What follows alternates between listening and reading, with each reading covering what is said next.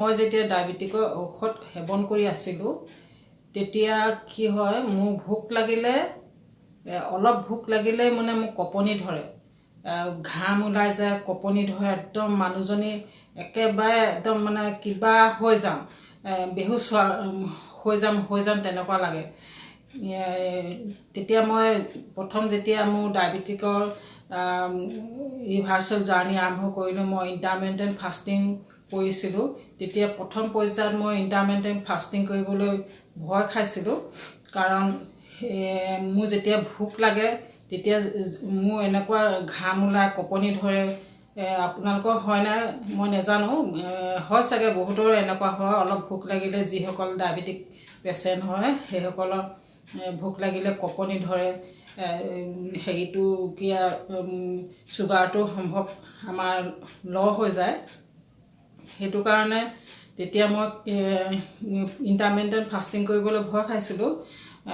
প্ৰথম অৱস্থাত দুদিনৰ পাছৰ পৰাহে মই যেতিয়া মই সেই ডায়েবেটিকৰ ঔষধ সেৱন বন্ধ কৰিছিলোঁ আৰু ল' কাৰ্বহাইড্ৰেট খাদ্য গ্ৰহণ কৰিছিলোঁ তাৰপিছত মই দুদিন মই তেনেদৰে মই ইণ্টাৰমিডিয়েট ফাষ্টিং কৰা নাছিলোঁ কিন্তু যেতিয়া মই ভাবিলোঁ ডায়েবেটিকৰ ঔষধ বন্ধ কৰি দিওঁ দুদিনৰ পিছত আজিৰ পৰা মই ইণ্টাৰমিডিয়েট ফাষ্টিং কৰোঁ চাওঁচোন মোৰ কঁপনি ধৰে নে নধৰে যেতিয়া যিদিনাখন মই ঔষধ বন্ধ কৰি দিলোঁ সেইদিনাখনৰ পৰাই মই ইণ্টাৰমিডিয়েট ফাষ্টিং আৰম্ভ কৰিবলৈ ল'লোঁ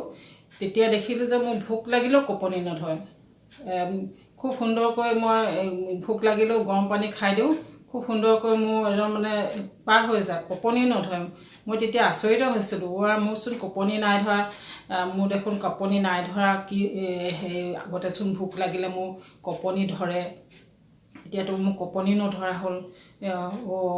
আচলতে চুগাৰ ঔষধ সেৱন কৰি থকা সময়ত আমি যদি ভোকত থাকোঁ তেতিয়াহ'লে আমাৰ চুগাৰটো ল' হৈ যায় যেনেকৈ আমাৰ ডক্তৰসকলে টাইপ 2 ডায়েবেটিকৰ কথা কৈ আছোঁ এতিয়া কিন্তু টাইপ 1 ডায়েবেটিকৰ যেতিয়া ইনচুলিন ল'ব লগা হয় সেইটো সময়ত ডক্তৰে আমাক প্ৰায় মানুহকে পৰামৰ্শ দিয়ে আপোনালোকে খানাটো আগত ৰখাই থৈ ল'ব তাৰপিছত আপোনালোকে এইটো কি ইনচুলিনটো ল'ব তাৰপিছত আপোনালোকে খাদ্যটো গ্ৰহণ কৰিব সেইবুলি কয় যিহেতু চুগাৰটো একদম ল' হৈ যায় সেইটো কাৰণে তেওঁলোকে তেনেদৰে পৰামৰ্শ দিয়ে চাগে আৰু টাইপ 2 ডায়েবেটিকো তেনেকুৱাই আমি যদি ভোকত থাকোঁ খুব কঁপনি উঠে ঘাম ওলায় গাটো একদম কিবা অচেতনগতে লাগি যায় তেতিয়া কিবা এটা খাই দিলে মানে পটাপট যদি খাই দিওঁ তেতিয়াহ'লে আকৌ সজীৱ হৈ যাওঁ তেনেকুৱা মোৰ হৈছিলে কেইবাবাৰো হৈছে তেনেকুৱা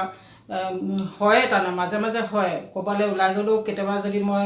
বিস্কুট লৈ নাযাওঁ তেতিয়া মোৰ কি হয় যদি ভোক লাগে মইতো একদম বেগত বিস্কুট লৈয়ে যাওঁ যদি ভোক লাগে তেতিয়া মই এই বিস্কুট খাই দিম বুলি ভাবোঁ আৰু তেনেকুৱা হয় তাৰমানে কি ইণ্টাৰমিডিয়েট ফাষ্টিং কৰিবলৈ হ'লে যিসকল ডায়েবেটিক ৰিভাৰ্চ কৰিব বিচাৰে সেইসকলে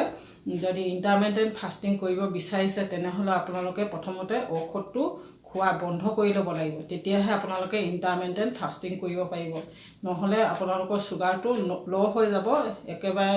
ল' হৈ যোৱাৰ লগে লগে বেহুচো হৈ যাব পাৰে তেনেকুৱা হয় মানুহৰ বহুতে চুগাৰটো নীল হৈ যোৱাৰ লগে লগে মৃত্যু হয় বহুতৰ সেইবাবে আপোনালোকে যদি ইণ্টাৰমিডিয়েট ফাষ্টিং কৰে তেতিয়াহ'লে আপোনালোকে সদায় ঔষধটো বন্ধ কৰিহে ইণ্টাৰমিডিয়েট ফাষ্টিং কৰিব নতুবা ডক্তৰৰ পৰামৰ্শ মতেহে এইবিলাক কাম কৰিব মই নিজৰ অভিজ্ঞতাৰ পৰা কৈছোঁ এইবিলাক কথা যিহেতু মোৰ ক্ষেত্ৰত হৈছে মোৰ চুগাৰ ঔষধ খাই থাকোঁতে ডায়েবেটিকৰ তেতিয়া মোৰ এনেকুৱা লাগে সেইকাৰণে কৈছোঁ আপোনালোকে ঔষধ বন্ধ কৰাৰ পাছতহে ইণ্টাৰমিডিয়েট ফাষ্টিংটো কৰিব নহ'লে আপোনালোকৰ অসুবিধা হ'ব তাকে ক'লোঁ মই বিশেষজ্ঞ নহয় ইয়াতে মই কৈছোঁ এইবিলাক মই নিজে কৰিছোঁ সেইটো কাৰণে কিছু অভিজ্ঞ পাইছোঁ আৰু অভিজ্ঞতা হৈছে আৰু সেইবাবে আপোনালোকক এইবিলাক কথা কৈ আছোঁ আৰু বিশেষ নকওঁ, আজিলৈ আহোঁ। ধন্যবাদ।